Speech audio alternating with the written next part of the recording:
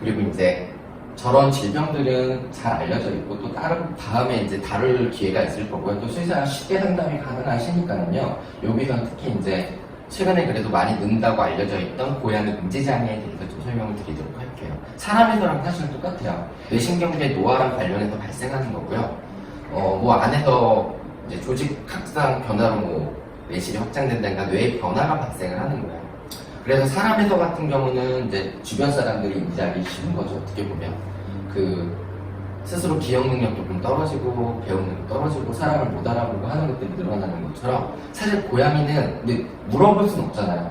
너 어떻게 기억해 이런 것들. 다만 결과론적으로는 사람이든 고양이든 비슷한 메커니즘으로 뇌가 돌아가기 때문에 비슷한 변화를 겪을 거라고 이제 추정을 하는 단계고요. 실제로 행동을 보면은 비슷한 행동을 해요. 사람 보호자, 평생 살았던 보호자를 못 알아보고 같이 살던 고양이를 못 알아보기도 하고요.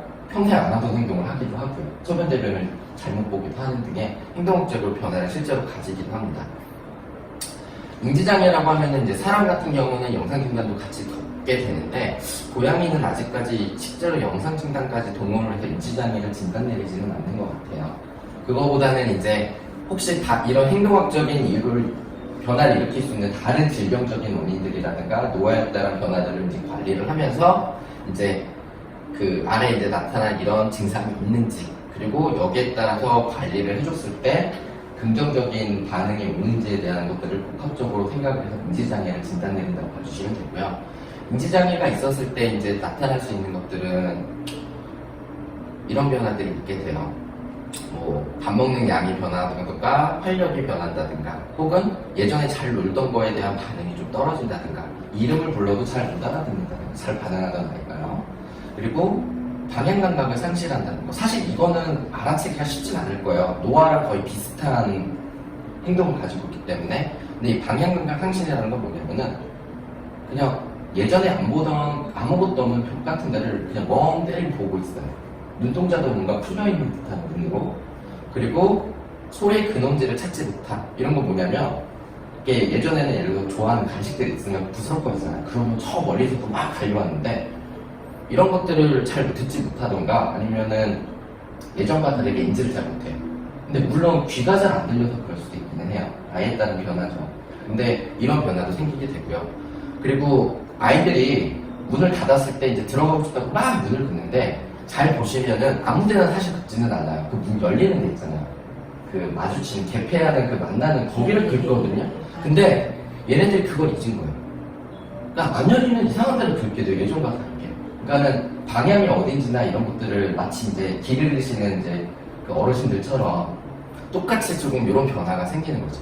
그리고 이제 상호작용의 변화는 아까 여러 번 언급드렸던 사실 뭐 예를 들면 병원에 와서 굉장히 이제 예민하고 무서워하고 혹은 그 경우에 따라서 공격성을 띠는 아이들이라도 집에서 편안하게 보호자를 보거나 다른 고양이를 보면은 정말 예민하지 않고 화학 소리 안 하고 한 번 안 하고 하는 고양이들이거든요. 근데 그런 아이들이라도 혹시 그 계속 지내던 사람을 못 알아보고 동물을 못 알아보고 화학범이라든가 공격성의 행동을 보이다가 경우에 따라서는 왜 그 인사하는 행동 있잖아요. 그 얼굴을 쓱쓱 비빈다든가 머리를 푹 부딪힌다든가 이런 식의 인사 행동들이 있는데 이런 행동들을 안 하거나 감소한다든가 같은 변화가 돼요.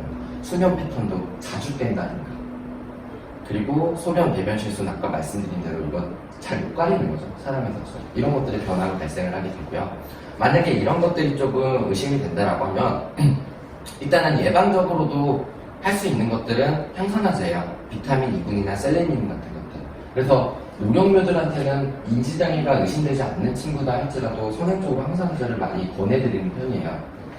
그리고 이제 스트레스랑 환경관리 같은 것들을 통해서 스트레스 관리를 해주시는 거죠. 그러니까 환경관리 해주시고 이 노령묘 환경관리 관련된 뒷편은 제가 다시 한번 다룰 거고요. 좀 길어서 이거는 이제 보조제들이거든요. 질텐이라든가 펠리웨이라든가 레스큐 레멜 이거는 좀 허브 테라피 같은 것들인데 이런 식의 보조제들을 이용해서 가급적 스트레스를 좀 줄여주시는 식으로 예방적으로 좀 관리를 해주시고 실제로 의심이 됐을 때도 사용을 해주시면서 이제 보조적인 도움이 될 수 있도록 해주시고요.